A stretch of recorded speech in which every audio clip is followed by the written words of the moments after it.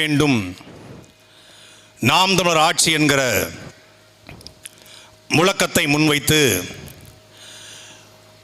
சிங்காநல்லூர் சட்டமன்ற தொகுதியின் வேட்பாளரை அறிமுகப்படுத்தும் இந்த பொதுக்கூட்டத்தை ஒருங்கிணைத்து நடத்துகிற சிங்காநல்லூர் சட்டமன்ற தொகுதியின் உறவுகளுக்கும்,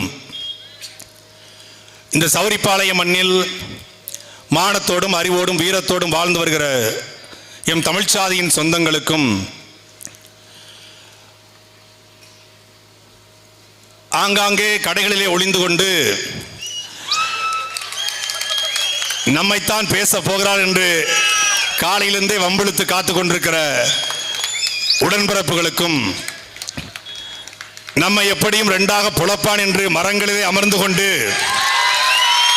பார்த்து கொண்டிருக்கிற அணில் குஞ்சுகளுக்கும், எங்களுக்கும் அரசுக்கும் எப்போதும் நல்லெண்ண பாதையை போட்டுக் கொண்டிருக்கிற காவல்துறை உளவுத்துறை பெருமக்களுக்கும், பிரபாகரனின் பிள்ளை சீமானின் தம்பியின் புரட்சிகரமான மாலை வணக்கம். கொட்டுகிற பணியை பொருட்படுத்தாது இந்த இனத்திற்காக ஏதாவது ஒரு பணியை செய்ய வேண்டும் என்று காத்திருக்கிற நாம் தமிழர் கட்சியின் பெருமக்கள் உட்பட அனைவருக்கும் என்னுடைய அன்பு வணக்கம். ஏன் வேண்டும் நாம் தமிழர் ஆட்சி? நாம் தமிழர் கட்சி பற்றி பேசணும் அப்படிங்கிற தாண்டி, ஏன் வேண்டும் நாம் தமிழர் ஆட்சி அப்படிங்கிற தலைப்பை தாண்டி, ஏன் வேண்டாம் திராவிட ஆட்சி அப்படின்னு நேரடியாக வைக்கணும். ஆனால் அனுமதி தரமாட்டாங்க. அதனால நான் தான் சொன்னேன், இப்படி வை, நம்ம பேசும்போது அடிச்சு பேசிக்குவோம் அப்படின்னு சொன்னேன். இந்த சிங்காநல்லூர் சட்டமன்ற தொகுதியில் தொடர்ச்சியாக திமுக அதிமுக இந்த இருவரும் கட்சிகள் மாறி மாறி ஆட்சியை பிடித்திருக்கிறது, வென்றிருக்கிறாங்க. ஏற்கனவே திமுக சட்டமன்றத்தில் இருந்தது, இப்பொழுது அதிமுக. இப்படி மாறி மாறி இந்த தொகுதியை அவங்க கைப்பற்றுறாங்க. தென் மாநிலங்களிலிருந்து, ராமநாதபுரத்திலிருந்து, மதுரையிலிருந்து பல்வேறு தமிழர்கள் கோயம்புத்தூரை நோக்கி ஓடி வந்து நாம் இங்கே வந்தால் பிழைத்துக் கொள்ளலாம் என்று நம்பிக்கையோடு வந்தவர்களை காப்பாற்றிய ஊர் இந்த சௌரிப்பாளையம். சௌரிப்பாளையத்தில் தேடி தேடி பார்த்தால் தென் மாவட்டத்தை சேர்ந்த 10 முகத்தையாவது நாம் பார்க்க முடியும். அப்படி யார் வந்தாலும் வாழ வைத்த இந்த மண் இன்றைக்கு தமிழர்களை வாழ வைத்த மண் எந்த அளவுக்கு மாறி இருக்கின்றால், சௌரிப்பாளையத்தில் ஒரு இட்லி கடை போட்டா அது தமிழ் ஏரியான்னு தெரிஞ்சுக்கலாம். பானிபூரி கடை போடுற அளவுக்கு தான் சௌரிப்பாளையம் மாறி இருக்கின்றால், அதுவும் ஐயப்பா பானிபூரி ஸ்டால் எந்த அளவுக்கு சௌரிப்பாளையம் மாறிடுச்சு, அவனுக்கு சௌரியமா மாறிடுச்சு அப்படின்னு புரிந்து கொள்ள முடியும். வடவர்களுடைய வேட்டைக்காடாக ஒட்டுமொத்த கோயம்புத்தூர் மாறிச்சு. அது குறிப்பாக இந்த சிங்காநல்லூர் தொகுதி, கோவை தெற்கு தொகுதி எல்லாம் முழுக்க முழுக்க வடவர்களின் கட்டுப்பாட்டில் போயிருச்சு. இதை பற்றி இந்த ஆண்ட அதிமுகவோ ஆளுகிற திமுகவிற்கோ இல்லை ஏற்கனவே இருந்த எம்எல்ஏ கார்த்திகோ இருக்கிற எம்எல்ஏ ஜெயராமனுக்கோ துளியளவும் கவலை இல்லை. கவலைப்படுவார்களா? இல்ல. ஏன்? அவனும் ஓட்டு போட்டா போதும். அவன் தமிழ வந்தா என்ன, வாழ்ந்தா என்ன, செத்தா என்ன, தனக்கு தேவை சாகும் வரை எம்எல்ஏவா இருக்கணும், அவ்வளவுதான். இதே திமுக இதே சிங்கானூர்ல கார்த்திக் எம்எல்ஏ இருக்கும்போது 2018 கோவை மாநகராட்சி அலுவலகத்தை முற்றுகையிட்டு ஒரு ஆர்ப்பாட்டம். என்ன ஆர்ப்பாட்டம் தெரியுமில்ல? கோவை மாநகராட்சியை ஒட்டுமொத்தமாக பிரான்சை சார்ந்த சூயஸ் என்கிற தனியார் நிறுவனத்திற்கு தாரை வார்த்த அதிமுகவுடைய எடப்பாடி பழனிசாமியே பதவி விலகு, வேலுமணி கமிஷனை வாங்கி கொண்டு சூயஸ் திட்டத்துக்கு கொடுத்து ஒட்டுமொத்தமான கோயம்புத்தூர் மக்களுடைய வயிற்றில் அடிக்கிறாரு. உள்ளாட்சி தேர்தல் வரக்கூடிய இந்த நேரத்தில் கோயம்புத்தூர் மாநகராட்சியினுடைய குடிநீர் உரிமையை தனியாருக்கு தாரை வார்ப்பதா? எப்போ? எதிர்கட்சியா இருக்கும்போது. 2019 நாடாளுமன்ற தேர்தலில் தேர்தல் அறிக்கை, நாங்கள் ஆட்சிக்கு வந்தால், கோயம்புத்தூரை நாங்கள் கைப்பற்றினால், நாங்கள் சட்டமன்றத்தில் வென்றால் சூயஸ் திட்டத்திற்கு முடிவு கொண்டு வந்து மீண்டும் மாநகராட்சியை குடிநீர் வழங்கும், புடுங்கும் சொல்லி 4 வருஷம் ஆச்சு. 2021 சட்டமன்ற தேர்தல் அறிக்கை என்ன? சூயஸ் திட்டத்தை நாங்கள் முடித்து கட்டுவோம். சூயஸ் திட்டம் வந்தா 24 மணி நேரம் தண்ணி வரும். சௌரிப்பாளையத்துக்கு தண்ணி வந்து 10 நாள் ஆச்சு. 10 நாள் ஆச்சு. Hello mister Jayaraman, hello excuse me, MLA எங்க இருக்கீங்க? ஏற்கனவே இருந்த எம்எல்ஏ கார்த்திக் எங்க இருக்கீங்க? 10 நாளாச்சு தண்ணி வந்து சௌரிப்பாளையத்துக்கு. சூயஸ் திட்டம் வந்தால் தண்ணீர் குழு திறந்த உடனே குபு குபு குபுன்னு கொட்டும். எங்க ஐயா ஸ்டாலின் வாயிலிருந்து வார்த்தை கொட்டுற மாதிரி தண்ணி கொட்டும்னாங்க. எங்க ஐயா உதயநிதி வாயிலிருந்து திருக்குறளும் அகநானரும் புறநானரும் சரசரன்னு வைக்க போற பிரிச்சா அப்படி வரவு சரசரன்னு வர்ற மாதிரி வானத்திலிருந்து மின்னல் கொட்டுகிற மாதிரி தண்ணி கொட்டும்னாங்க. எங்க கொட்டுது? உலகத்துல, இந்தியா தமிழ்நாட்டில் இல்ல, கோயம்புத்தூர் இல்ல, தமிழ்நாட்டில் இல்ல, இந்தியாவில் இல்ல, உலகத்திலே சுவையான தண்ணீர் அது நம்முடைய சிறுவாணி தண்ணீர். அதுக்கு பிறகு எங்க தாமிரபரணி தண்ணீர். ரெண்டே தண்ணி தான் உலகத்திலே சுவையான தண்ணீர். அதை அப்படியே குடிக்கலாம். அதற்கு எதற்கடா சூயஸ் என்று கேள்வி கேட்ட திமுக இன்னைக்கு என்ன செய்யுது? அதே சூயஸ் கமிஷன் வாங்கிருச்சு. வேலுமணிக்கு கமிஷன் கொடுத்தோன்னே போராட்டம். இப்போ இங்க இருக்கக்கூடிய செந்தில் பாலாஜிக்கும் இங்க இருக்கக்கூடிய திமுக தலைவர்களுக்கும் மற்ற திமுகவுடைய பொறுப்பாளருக்கும் கமிஷனை கொடுத்த உடனே சூயஸ் போட்டுக்கோ. அப்போ அதான் தம்பி கார்த்திக் கேட்டார், நீங்கள் வருவதற்கு முன்பாக சொன்ன எதை செய்திருக்கீர்கள், பின்பு வந்து எதை செய்தீர்கள், வந்து எதை செய்வீர்கள். அப்ப கார்த்திக் எம்எல்ஏ போராடினாரு. அப்போ அதுக்கப்புறம் எம்எல்ஏ ஆகல. ஐயா அண்ணன் மரியாதைக்குரிய அண்ணன் ஜெயராமன் அதிமுக ஜெயிச்சிட்டாங்க. அண்ணன் ஜெயராமன் வந்தாரு. அவருக்கு ரியல் எஸ்டேட் வேலையை பார்க்கறதுக்கு நேரம் சரியா இருக்கு. எவன் சொத்த ஆட்டையை போடலாம். ஏதாவது காளிக்கோணார் இடம் இருக்காப்பா 300 ஏக்கர்ல கொடிசியா பக்கத்தில் அதை ஆட்டையை போடுவான். அங்க ஏதாவது ஆறுமுக ஆசாரி லேண்ட் இருக்கா, அது ஒரு ஆட்டையை போடும் 300 ஏக்கர்ல. அங்கிட்டு ஏதாவது வேற ஏதாவது பெரிய நிறுவனங்கள் வருதா, அதை ஆட்டையை போடும். ஒரு எம்எல்ஏ ரியல் எஸ்டேட் நிறுவனம் வைத்து ஒட்டுமொத்த கோயம்புத்தூர்ல 10,000 கோடிகளுக்கு மேல தனியார் நிலத்தை அபகரித்த ஒருத்தன் எம்எல்ஏ வந்தா எப்படா இந்த தொகுதி வழங்கும்? எப்படி வழங்கும்? ஆண்மையுள்ள திமுக, அதிமுகவை எதிர்க்கிற திமுக, எடப்பாடி பழனிசாமி எதிர்க்கிற திமுக, அதிமுகவை விரட்ட வேண்டும், ஒழிக்க வேண்டும் என்று நினைக்கிற திமுக, அந்த எம்எல்ஏ மேல வழக்கு போட துப்புல்ல. நாங்க பேசின வழக்கு போடுற கோவை மாவட்ட ஆட்சியர், மரியாதைக்குரிய மாவட்ட ஆட்சியர் இதே எம்எல்ஏ ஜெயராமன் மீது 2023ஆம் ஆண்டு கோவை கொடிசியாவில் அரசு நிலம்ங்க, கவர்மெண்ட் லேண்டு, அரசு நிலம் கொடிசியாவில் 500 ஏக்கரை, கிட்டத்தட்ட 120 ஏக்கரை 500 கோடி மதிப்பிலான இடத்தை அபகரித்து விட்டார் என்று மாவட்ட ஆட்சியர் வழக்கு போட்டார். கைது பண்ண முடியல. ஒரு ஃபேமிலி 43 குடும்பம், 43 பேர். அந்த ஆறுமுக ஆசாரி அப்படிங்கிற ஃபேமிலி ரொம்ப கஷ்டப்பட்ட ஃபேமிலி, ரொம்ப கஷ்டப்பட்ட குடும்பம். அந்த குடும்பமே ஒட்டுமொத்தமாக மண்ணெண்ணக்கேனோடு மாவட்ட ஆட்சியர் அலுவலகத்தை முற்றுகையிட்டு எங்களுடைய நிலத்தை இந்த சிங்கானூர் சட்டமன்ற தொகுதியுடைய எம்எல்ஏ ஜெயராமன் அபகரித்துக் கொண்டு எங்களை மிரட்டுகிறார், மீட்டு தாருங்கள், இல்லை எங்களை மண்ணெண்ணெய் ஊத்தி கொளுத்துங்கள் என்று போராடியது. வழக்கு போட வக்கு இருக்கா திமுகவுக்கு? கிடையாது. ஏன்? யார் யாரை எப்படி கவனிக்கணும்? விஏஓ, ஆர்ஐ, தாசில்தார், எம்பி, அமைச்சர், பத்திரப்பதிவுத்துறை அமைச்சர் மொத்தத்துக்கும் கமிஷனை கொடுத்துருவாப்ல. ஆளு அதிமுக எம்எல்ஏ, ஆனா எல்லா கட்சிக்கும் காசை கொடுத்துருவாப்ல. எப்படி பேசுவான்? இப்படி மக்கள் பிரச்சனைக்கு போராடாமல் ரியல் எஸ்டேட் நிறுவனம் வைத்து இந்த தொகுதியவே வேட்டைக்காடாக மாத்திருக்கிற எம்எல்ஏக்களுக்கு மத்தியில அதிகாரத்தில் இருந்தால் போராடுவேன், அதிகாரம் இல்லை என்றால் போராட மாட்டேன் இருக்கிற திமுகவுடைய எம்எல்ஏக்களுக்கு மத்தியில, இந்த 2 பேருக்கு மத்தியில இந்த மண்ணினுடைய மகன், இந்த மண்ணை உயிராக நேசித்தனன் சீமானுடைய கரத்தை கைப்பற்றிய தம்பி நேரு அவர்களை இந்த களத்தில் நாங்கள் நிப்பாட்டுகிறோம். பெரும் பூதம், 2 பேரும் பெரும் பூதம். திமுக அதிமுக பெரும் பூதம். இந்த பெரும் பூதத்துக்கு நடுவில் ஒரு சின்ன பையன், 30 வயசு பையன். கற்பனை பண்ணி பாருங்க. இதுல புதுசா வர்ற வேட்பாளர் யாரை போடுறாங்க தெரியுமில்ல? எவன்ட்ட 50 கோடி செலவு பண்ணுவான். திமுக அதிமுக மட்டும் இல்ல, தம்பி 20 கோடின்னு சொன்னாங்க இடுமோன கார்த்தி. வேதாரண்யத்தில் வேணா 20 கோடிக்கு செலவு பண்ணுவாங்க. ஆனா இங்க 50 கோடி தம்பி. மார்க்கெட்டு, கோவை மார்க்கெட் 50 கோடி. இந்த தோனியை ஏலம் எடுப்பாங்க பாருங்க சிஎஸ்சிக்கு, அது மாதிரி ஏலம் எடுத்துட்டு இருக்காங்க. 50 கோடி இருந்தா எம்எல்ஏ. என்கிட்டே ஒருத்தர் சொல்றாரு, நீங்க 50 கோடி நீங்க சொல்லுங்க, நாம் தமிழ் கட்சியில உங்களை எம்எல்ஏ வாக்கி காட்டுறேன். 50 கோடி இல்ல, 5 கோடி தான் நாங்க 234 தொகுதிக்கு செலவு பண்ணிடுவோம். அப்போ 50 கோடி யார் வைத்திருக்காரோ அவருக்கு தாவேக்கால சீட்டு. அப்ப இது மாற்றம் இல்ல. இந்த 3க்கும் மத்தியில தேர்தலில் நிற்பதற்கு பணம் தேவையில்லை, எங்கள் இனம் போதும் என்ற கோட்பாட்டை முன்வைத்து நாம் தமிழ் கட்சி இந்த களத்தில் நிற்குது. மனசாட்சி தொட்டு திமுக இருக்கக்கூடிய தோழர்கள், அதிமுக இருக்கக்கூடிய அண்ணன்மார்கள், ஏன் கம்யூனிஸ்ட், காங்கிரஸ், பிஜேபி யாரா இருக்கட்டும், மனசாட்சி தொட்டு உங்க இதயத்தில் கை வச்சு சொல்லுங்க, ஓட்டுக்கு பணம் கொடுக்காமல் ஒத்த ஓட்டு உங்களால வாங்க முடியுமா? இந்திய தேர்தல் ஆணையத்தில் பதிவு செய்யப்பட்ட ஒரு கட்சி, ஓட்டுக்கு பணம் கொடுக்காமல் 36 லட்சம் வாக்குகளை வாங்கிய ஒரே கட்சி அது நாம் தமிழர் கட்சி மட்டும்தான். இதை தேர்தல் ஆணையமே சொல்லுது. தேர்தல் ஆணையம் ஒரு ரூல்ஸ் அண்ட் ரெகுலேஷன் போட்டிருப்பாங்கல்ல, அவங்களுக்கு ஒரு கோட் ஆஃப் கான்டக்ட் இருக்கும், ஒரு ரூல்ஸ் அண்ட் ரெகுலேஷன். அந்த ரூல்ஸை ஃபாலோ பண்ற ஒரே கட்சி 30 லட்சம் செலவு பண்ணணும். அதுக்கு மேல ஒரு பைசா சொல்றது ஐயா நோ, நீங்க ரொம்ப டூ மச்சா போறீங்க. 5 lakhsக்கு மேல ஒரு பைசா செலவு பண்ணா என் பெத்த தாய்ட்ட கழுங்கய்யா. அதான் எங்க ஆளுங்க 5 லட்சத்துக்கு மேல செலவு பண்ண இல்ல பாஸ். ஏன் 5 லட்சம் செலவு பண்ணீங்களா? 30 லட்சம் பண்ண முடியாது. ஏன் இல்ல? சட்டி இருந்தா ஆப்பையில வரும். அதே எங்க மாமா மகாப்பெல்லாம் 1 லட்சம் தான்.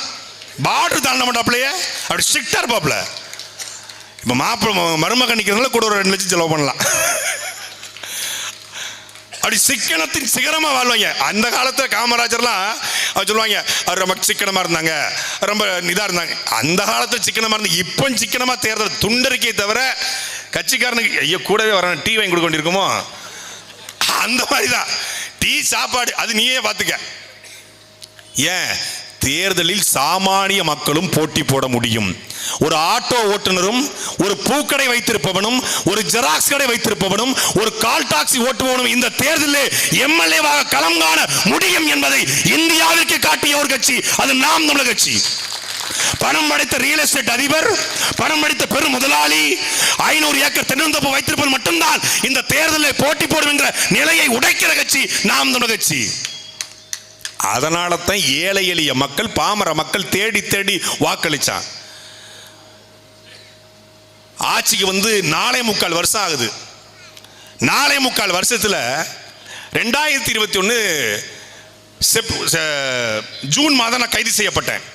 கைது செய்யப்பட்டு ஜெயிலில் இருக்கும்போது ஜூலை மாதம் 2 மாதம் ஆயிடுச்சு. ஆகஸ்ட் 8 தான் வெளியே வர்றேன். வெளியே வரும்போது ஒரு பேப்பர் உள்ள வந்து தினத்தந்தி படிப்போம். அப்போ தினத்தந்தி படிக்கும்போது ஒரு செய்தி வருது. நாங்கள் சொன்ன வாக்குறுதிகளில் 90 விழுக்காடு நிறைவேற்றி விட்டோம், மீண்டும் 10 விழுக்காடு மட்டும் மிச்சம் இருக்கிறது. நான் உண்மையிலே ஜெயில ஆகா நம்ம தான் ஐயா ஸ்டாலினை தப்பா திட்டிவிட்டோம் போல இருக்கு, இந்த ஆட்சி உண்மையிலே நல்லாட்சி கொடுக்குறாங்க போல. ஏன்னா சைலேந்திர பாபு டிஜிபி, இறையன்பு தலைமைச் செயலாளர், இந்த பக்கம் பார்த்தா 90 விழுக்காடு வாக்குறுதி நிறைவேற்றிட்டுன்றாங்க, என்னெல்லாம பண்றாங்களப்பா, ஜெயிலுக்குள்ள இருக்குன்னு தெரியல. அப்ப லாக்டவுன் காலகட்டம், ஊரடங்கு, இனி யாரும் வக்கீல் மனும் பார்க்க முடியாது, சொந்தக்காரன் பார்க்க முடியாது. திருச்சி சிறையில் ஒரு இருட்டுக்குள்ள உட்காந்துருக்கேன். பேப்பரை படிச்சா இப்படி வருது 90 விழுக்காடுன்னு. வெளியே வர்றேன். திருப்பி 2வது தடவை கைது பாளையங்கோட்டை ஜெயில ஒரு 53 நாள். வடிவேலுக்கு அப்புறம் படிச்சதே பாளையங்கோட்டை ஜெயில தான்டா. வேலூர் ஜெயில வெள்ளை அடிச்சு வாடகை விடுத்துறோம்.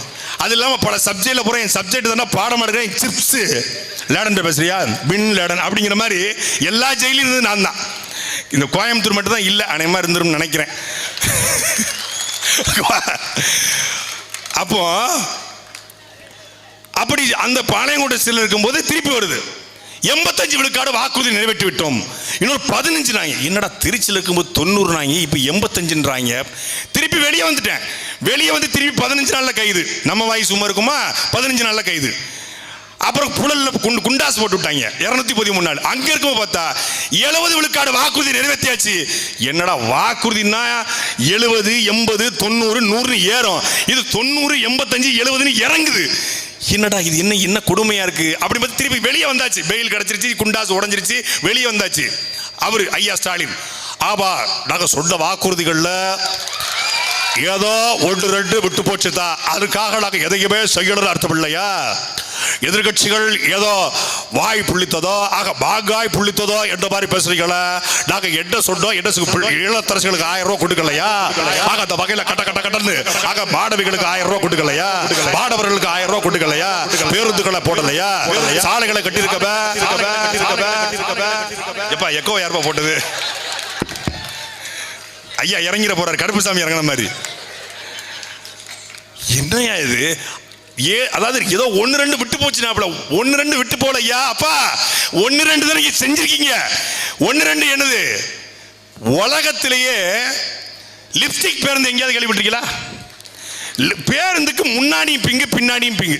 முன்னாடி லிப்ஸ்டிக் அடிச்ச செலவன இளவெடுத்தவனே, பின்னாடி இதுக்கு அடிச்சு வச்ச இது என்ன? அதுக்கு என்ன பேர் வைக்கிறது? பின்னாடி லிப்ஸ்டிக் அடிச்சா ஒன்னு பிங்க் கலர் பேருந்து மொத்தமா அடிச்சிடணும். முன்னாடி ஒரு பிங்கு, பின்னாடி ஒரு பிங்கு. இலவச பேருந்து. எந்த தாய், எந்த பெண், எந்த பள்ளி கல்லூரிக்கு செல்லக்கூடிய எங்களுடைய அக்கா தங்கச்சி எங்களுக்கு நீங்க ஐயா இலவச பேருந்து தாங்க என்று மரியாதைக்குரிய தமிழ்நாடு முதலமைச்சர் ஐயா ஸ்டாலினுடைய கொளத்தூர் சட்டமன்ற அலுவலகத்தையோ இல்லை தலைமை செயலகத்தையோ இல்லை சட்டசபையோ முற்றுகையிட்டு யார் உங்ககிட்ட கோரிக்கை வச்சது? இல்ல.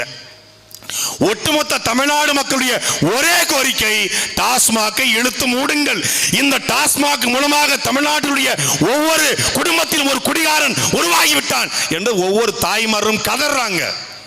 அதை இழுத்து மூடாம, அதை நடவடிக்கை எடுக்காம பெண்களுக்கு 1000 ரூபாய். அது எப்படி? ஆட்சிக்கு வர்றதுக்கு முன்னாடி அனைத்து இல்லத்தரசிக்கும் 1000 ரூபாய், எல்லாத்துக்கும் 2,12,00,000 ரேஷன் கார்டுக்கும் 1000 ரூபாய் வளைச்சு போட்டாங்க. அது மகளிர் சுய உதவி குழுக்களை சொல்லி பரப்பி விட்டு எல்லா பெண்களுடைய ஓட்டையும் மொத்தமா அழிச்சு வந்த உடனே வச்சான் செக்கு. தகுதி வாய்ந்த இல்லத்தரசி 1000 ரூபாய். என்னடா இது? இந்த எந்திரன் படத்துல ரஜினி திடீர்னு பார்த்தா அப்படி ஒரு பெரிய கத்தி வச்சு நிப்பாப்ல, படபடன்னு கீழே விழுந்துடும். என்னடி இளவு இது? அது மாதிரி அனைத்து இல்லத்தரசிக்கும் 1000 ரூபாய். Super super super. தகுதி வாய்ந்த இல்லத்தரசி 1000 ரூபாய். என்னடி இளவு இது? எங்க ஊர் புது பஸ் ஸ்டாண்ட்ல, திருநெல்வேலியில, பழைய திருநெல்வேலிக்காரங்களுக்கு தெரிஞ்சிருக்கும், மாம்பழம் வைப்பாங்க திருநெல்வேலியில் போட்டு. நான் இப்போ +2 படிச்சுட்டு வரும்போது சரி வீட்டுக்கு பிள்ளைகளுக்கு அப்போ பேக்கரியில் வந்து பார்ட் டைம் வேலை பார்ப்பேன். ஒரு நாளைக்கு 60 ரூபா 50 ரூபா சம்பளம் கொடுப்பாங்க சாயந்தர நேரத்தில். அந்த சம்பளத்தை வாங்கிட்டு அப்போ தங்கச்சி தம்பிக்கெல்லாம் வந்து பழம் வாங்கிட்டு போகலாம் அப்படின்னு சொல்லி போனால் kilo 10 kilo 10 kilo 10 kilo 10 kilo 10 ரூபாயா? கிலோ 10 ரூபா கொடுப்பேன். அரை கிலோ 10 அப்படிம்பாங்க. தூரத்தில் இருந்தா கிலோ 10, பக்கத்தில் வந்தா அரை கிலோ 10. ஆட்சிக்கு வர்றதுக்கு முன்னாடி அனைத்து இல்லத்தரசிக்கும் 1000 ரூபாய் கிலோ 10. ஆட்சிக்கு வந்து தகுதி வாய்ந்த இல்லத்தரசிக்கு 1000 ரூபாய் அரை கிலோ 10. அந்த வியாபாரிக்கும் இந்த சோவாரிக்கும் என்ன வித்தியாசம் இருக்கு? சரி, இப்ப அனைத்து இல்லத்தரசிக்கும் 1000 ரூபாய், அப்புறம் தகுதி வாய்ந்த இல்லத்தரசிக்கு 1000 ரூபாய். இப்ப என்னடா, விடுபட்ட 30 லட்சம் பேருக்கும் 1000 ரூபாய். எப்போ? ஆட்சி முடியும் போது. தமிழ்நாட்டு பெண்களை எவ்வளவு கேவலமா நினைச்சிருந்தா 1000 ரூபாய் கொடுத்தா இந்த பெண்கள் நமக்கு வாக்களிப்பார்கள் என்று நினைக்கிற மனநிலை எவ்வளவு ஆபத்தான மனநிலை. ஆட்சிக்கு வந்தா ஒவ்வொரு மாணவனுக்கும் லேப்டாப் சொன்னாங்களா இல்லையா? லேப்டாப்பை பத்தி தமிழ்நாட்டுடைய பள்ளிக்கல்வித்துறை அமைச்சர்கிட்ட போய் கேட்கறாங்க. 2021 ஜூன் மாசம், நல்ல ஞாபகம் இருக்கு, ஜூன் மாசம் லேப்டாப் வந்து நம்ம ஆர்டர் கொடுத்துருக்கோம். பட் பல்காக ஆர்டர் கொடுக்கறதுனால அது லெனோவோவா ஹெச்பியா இல்லை அப்படின்னு இது இருக்குது, அதில் ஸ்லிப்பை பொருத்த வேண்டியிருக்கு. ஸோ மேனுஃபேக்சரிங் யூனிட்டை பொறுத்தளவில் நம்ம பண்ணிக்கிட்டு இருக்கோம். அப்படியே கட் பண்ணால் ஜூலை மாதம் ஆகஸ்ட் மாதம் இந்த லேப்டாப் பள்ளி மாணவர்களுக்கு லேப்டாப் பொறுத்தல என்ன சிக்கல்னா, எந்த பிராண்ட் அப்படிங்கிறதுல நமக்கு குழப்பம் இருக்குது. அந்த பிராண்டை பற்றி நம்ம பேசிக்கிட்டு இருக்கோம், டிஸ்கஸ் பண்ணிக்கிட்டு இருக்கோம். திருப்பி முடிஞ்சது 2022 பட்ஜெட்டை போட்டுறாங்க, திருப்பி 44,000 கோடி போட்டுறாங்க. திருப்பியும் பள்ளிக்கல்வித்துறை அமைச்சர் மரியாதைக்குரிய உதயநிதி ஸ்டாலினுடைய அகில உலக ரசிகர் மன்ற தலைவர் மகேஷ் பொய்யாமலிட்ட போய் கேட்குறாங்க. அவர்கிட்ட போய் கேட்டால் சொல்கிறாரு, லேப்டாப்பை பற்றி நம்ம டிஸ்கஸ் பண்ணிட்டு இருக்கோம், அந்த ஜிப் வந்து மொத்தமாக மேனுஃபேக்சரிங் டேய் எங்களெல்லாம் பார்த்தா உனக்கு எப்படி இருக்கு? 20 தடவை பேட்டி கொடுத்துருக்காங்க லேப்டாப்புக்காக. 20 தடவை. நீங்க வேணா கூகுள்ல போட்டு பாருங்க, இல்ல சும்மா எக்ஸ்ட்ரா போய் போட்டு பாருங்க, மகேஷ் பொய்யாமலி லேப்டாப் ஸ்பீச்னு போடுங்க. 20 குட்டி குட்டியா வரும். 20 தடவை சிப்பு லேப்டாப் ஷிஃப்ட் கம்பெனி வந்துட்டு இருக்கும். அதேதான் சேம். கிலோ 10 வந்தா அரை கிலோ 10 வந்தா அனைவருக்கும் லேப்டாப் கிலோ 10. அப்புறம் சிப்பு மேனுஃபேக்சர் பண்ணிருக்கோம் அரை கிலோ 10. வேற ஒன்றும் கிடையாது. இதை விட பெரிய குடும்பம் என்ன தெரியுமில்ல? இப்போ ஜனவரி மாதத்திலிருந்து லேப்டாப் கொடுக்கப்படுகிறது அப்படின்னு ஒரு அறிவிப்பு. யாருடைய ஓட்டை குறி வச்சு? மாணவர்கள் அவர்கள் பெற்றோர்களே ஓட்டை குறி வச்சு. இதற்கு பேர் என்ன? இதுக்கு பேர் என்ன? நாங்கள் ஆட்சிக்கு வந்தால் செய்வோம் என்று சொல்லப்பட்ட 100 தேர்தல் வாக்குறுதி திமுக. மரியாதைக்குரிய திமுக மானம், ரோசம், சூடு, சொரண இருந்தால் திமுக இருக்க மாட்டான். அப்படி யாராவது திமுக இருந்தா திமுக தேர்தல் அறிக்கை www.dmk.in அப்படிங்கிற இணைய பக்கத்தில் இருக்கு. முதல் தேர்தல் வாக்குறுதி தெரியுமில்ல? திருக்குறளை தேசிய நூலாக்க வலியுறுத்துவோம். மத்திய அரசு திருக்குறளை தேசிய நூலாக்க வலியுறுத்துவோம். அப்புறம் என்ன? ஊழல் புரிந்த அதிமுக அமைச்சர்களை விசாரிக்க தனி நீதிமன்றம். நல்ல மொல்லமா ரொம்ப வேகமா அமைக்கிறாதீங்க, வலிச்சிட போகுது. அப்புறம் வரிசையா படிங்க. பெட்ரோல் டீசல் விலை 5 ரூபாய் குறைப்போம், கேஸ் மானியம் 100 ரூபாய் குறைப்போம், நடைபாதையில் வாழக்கூடிய மக்களுக்கு நடைபாதையில தனியாக வீடு கட்டி கொடுப்போம். குள்ளு குத்தால அறிவில குளிச்ச மாதிரி இருந்துச்சு. அப்புறம் தான் தெரிஞ்சு உள்ள பூரான விட்டு வச்சிருக்காம்னு. தேர்தல் அறிக்கையில தேன் ஒழுகும். அதுக்கப்புறம் பாத்தீங்கன்னா சமூக நீதி, சமத்துவம், சனாதனம் என்னெல்லாம் பேசுவாங்க ஆட்சிக்கு வர்றதுக்கு முன்னாடி. எல்லாத்தையும் குப்பையில தூக்கி போட்டுட்டு 1000 ரூபாய் 1000 ரூபாய் 1000 ரூபாய் இலவச பஸ். இந்த நாளை தவிர காலை உணவு திட்டம். அதுதான் இந்தியாவில் மட்டும் இல்ல, இதை பார்த்து ஆப்பிரிக்காவில் இருக்கக்கூடிய பழங்குடி மக்கள் இருக்காங்கல்ல, அவங்க கொண்டாடிட்டு இருக்காங்க. ஆப்பிரிக்க பழங்குடிகள் வந்து காலை உணவு திட்டத்தை பார்த்துட்டு முதலமைச்சர் ஸ்டாலினுக்கு வாழ்த்து. அதுங்க ஆப்பிரிக்காவில் எங்க தான்சானியாலன்ட்டாங்க. ஓ, தான்சானியா வரைக்கும் போயிட்டாரோ, நம்ம தான் தப்பா நினைச்சோம் போல இருக்கு ஐயா ஸ்டாலினை. தான்சானியா பழங்குடிகள் ஸ்டாலின் லவ் யூ அப்படின்றாங்க.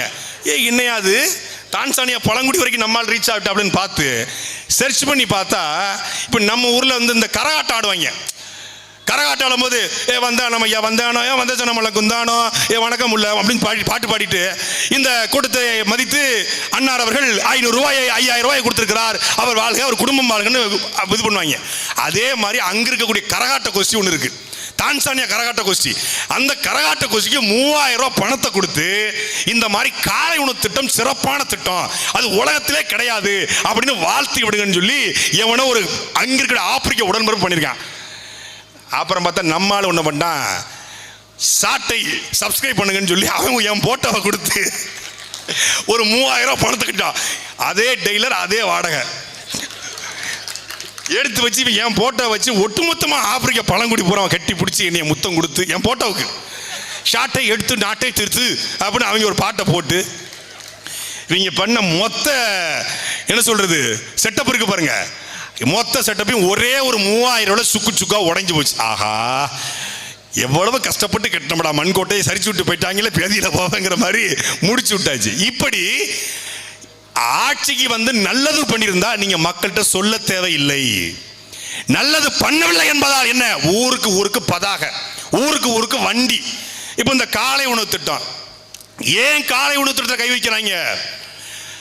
பெருந்தலைவர், கர்ம வீரர், கிங் மேக்கர் என்று அழைக்கப்பட்ட நம்முடைய தாத்தா, கல்வி கண்டிருந்த காமராஜர், அவர் ஆட்சி காலத்தில், அவர் ஆட்சிக்கு வரும்போது சுதந்திரம் அடைஞ்சு வெறும் 10 வருஷம் தான் ஆகுது. சுதந்திரம் அடைஞ்சு ஒரு 6-7 வருஷம் தான் ஆகுது. அந்த காலகட்டத்தில் வறுமை, பசி, பஞ்சம் கொடுமையா இருக்கு. அதனால பிள்ளைங்க பள்ளிக்கூடத்துக்கு வரல. பள்ளிக்கூடத்துக்கு வர வைக்கணும் என்றால் மதிய உணவு போட்டால் மட்டும்தான் வருமா. பள்ளிக்கூடத்தை திறந்துறாரு, ஆனா பள்ளிக்கூடம் படிக்க மாணவர்கள் வரவில்லை. அதனால என்ன பண்றாரு, பிச்சை எடுத்து மதிய உணவு போடுறாரு, சத்துணவு போடுறாரு. அப்போ மாணவர்கள் வர்றான். அன்னைக்கு சுதந்திரம் அடைஞ்ச காலகட்டத்தில் காமராஜர் மதிய உணவு போட்டார்னா அதுல ஒரு லாஜிக் இருக்கு, அதுல ஒரு நேர்மை இருக்கு. கிட்டத்தட்ட 75 வருஷம் ஆச்சு சுதந்திரம் அடைஞ்சு. திமுக ஆட்சிக்கு வந்து கிட்டத்தட்ட 60 வருஷம் ஆச்சு. நீ 5 முறை ஆட்சி பண்ணிருக்கிற. அன்னைக்கு ஒரு படி அரிசி லட்சியம், ஒரு படி நிச்சயம் இல்லை, 1 ரூபாய், 3 படி லட்சியம், 1 படி நிச்சயம் என்று அன்றைக்கு 1967 அண்ணாதுரை முழக்கம் வைத்தார் என்றால் அது சரி. இன்னைக்கும் 1 கிலோ அரிசி 1 ரூபாய்க்கு வாங்குற நிலைமையில் தான் இருக்குது என்றால் 70 வருஷம் நீங்கள் புடுங்கி நட்ட ஆணி என்ன? இந்த கேள்விக்கு மானம் உள்ள திமுக காரன் எவனாவது ஒருத்தர் பதில் சொல்லவா?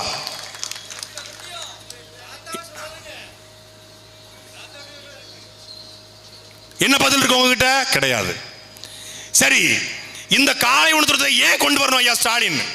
ஒரு நாள் பள்ளிக்கூடத்துக்கு ஆய்வுக்கு போனாராம். ஆய்வுக்கு போகும்போது ஒரு குழந்தை, ஒரு 6 வயசு குழந்தை சோகமா உட்கார்ந்துருந்துச்சான். பாப்பா எட்டப்பா எட்ட பிரச்சனை உடக்கு அப்படின்னு கேட்டாராம். அங்கிள் காலையில் சாப்பிடல அங்கிள் அப்படின்னு சொல்லிச்சான். அது மகேஷ் என்ன பண்ணுவீங்களோ தெரியாது மகேஷ், உடனடியாக நீங்கள் வந்து காலையோட திருத்த கொண்டு வரணும் மகேஷ் சொன்னாரான். உடனே மகேஷ் வந்து திருத்த கொண்டு வந்தாரான். இது அப்படியே கட் பண்ண காமராஜருக்கு நடந்தது. காமராஜர் உள்ள திராவிட பானத்தை போட்டுட்டு என்ன அமைதியா இருந்தே, ஸ்டாலின், கருணாநிதி, உதயநிதி மொத்தமா இறக்கிருக்காப்புல ஆளு வீரன். டேய் இருப்பா,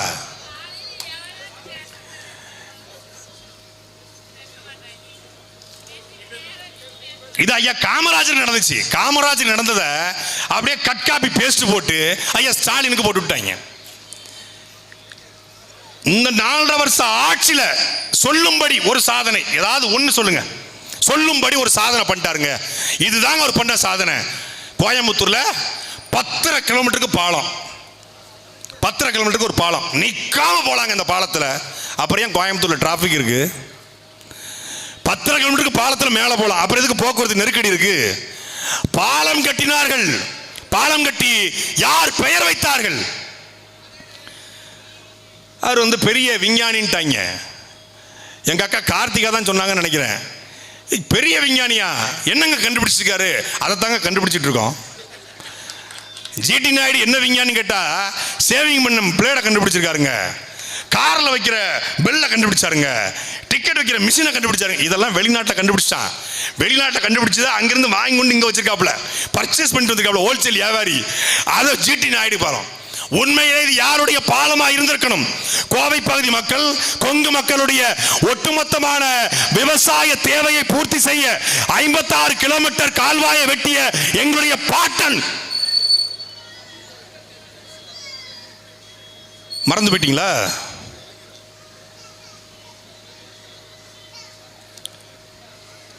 அவனுக்கு அடுத்தபடியாக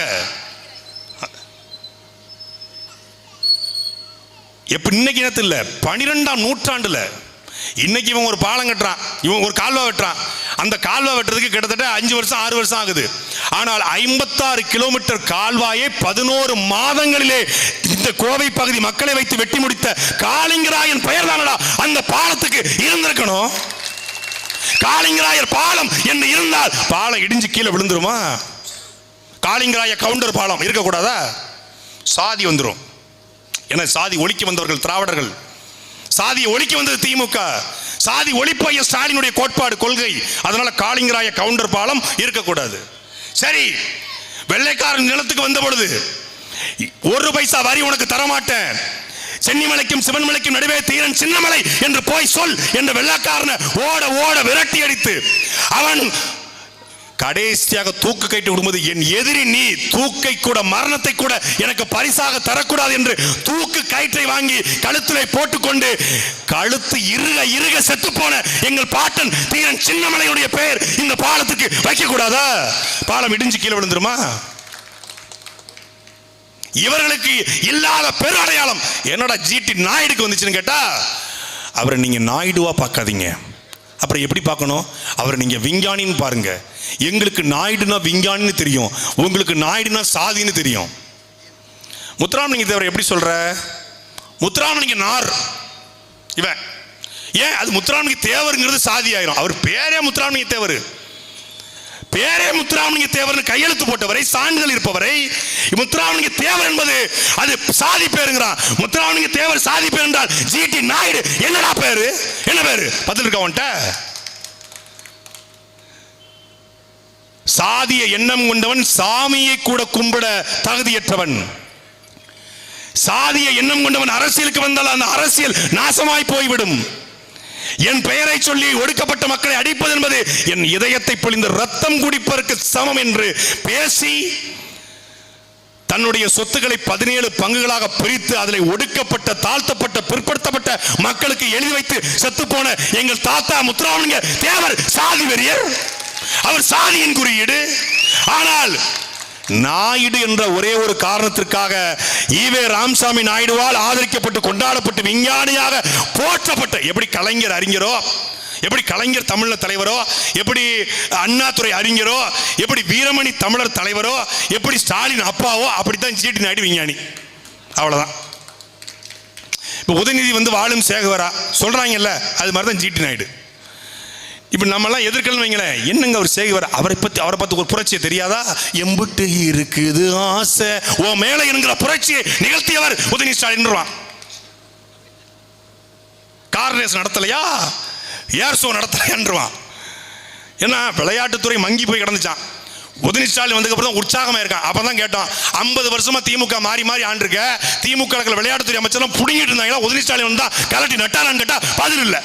உங்க விளையாட்டுத்துறை அமைச்சரே சரியா செயல்படல, உதயநிதி தான் சிறப்பா செய்வார். எங்களுக்கு அந்த குடும்பம் தான் சரியா வருங்க. ஏன்னா எங்களுக்கு வந்து அந்த குடும்பத்தை தவிர வேற எந்த குடும்பமும் சரியா வராது, எங்க குடும்பம் கூட சரியா வராது. ஏன்னா பெர்ஃபெக்டா அந்த குடும்பம் தான் இருக்கும். ஏன்னா கொள்ளடிச்சா கண்டுக்க மாட்டாங்கல்ல, எவ்வளவு அடிச்சுக்க எனக்கு கமிஷனை கொடுத்துரு, ரொம்ப அதுல வந்து ரொம்ப பெர்ஃபெக்டா இருப்பாங்க, ரொம்ப நீட்டா இருப்பாங்க. இப்ப ஜெயலலிதா அம்மான்னா ரொம்ப அடிக்கிறியா, காலையில மந்திரி சாயந்தரம் எந்திரி தூக்கி தூர போட்டுரும். இவங்க நீ மாத்துமல்ல கொள்ளையடிச்சிக்க, கனிம வளத்தை கொள்ளையடிச்சிக்க, கமிஷன்லாம் வாங்கிக்க, புதிய கம்பெனி திறந்து தமிழ்நாட்டு மக்கள் நாசமாக்கி என்னமோ பண்ணிக்க. பட் எங்களுக்கு 40% கொடுத்துரு. மாப்பிளைக்கு போகிறது போகணும், மகனுக்கு போகிறது போகணும், குடும்பத்துக்கு போகிறது போகணும், எம்எல்ஏ அமைச்சருக்கு போகணும், அதிகாரிக்கு போகணும், ஷேரை கொடுத்துரு. ஷேரை கொடுத்துட்டா நீ இந்த சேரில் உட்காந்துக்கலாம். இப்படிப்பட்ட குடும்பம் உலகத்தில் எங்கே இருக்கும்? அதனால தான் விழுந்து விழுந்து கும்பிட்றாங்க. இவர்கள் மீண்டும் ஆட்சிக்கு வரணும். இதில் ஐயா ஏவவேலு ஒரு புத்தகம் போட்டிருக்காரு, தாய்மானவர் ஸ்டாலின் ஆட்சி மீண்டும் வர வேண்டும். புத்தகத்து பேரு.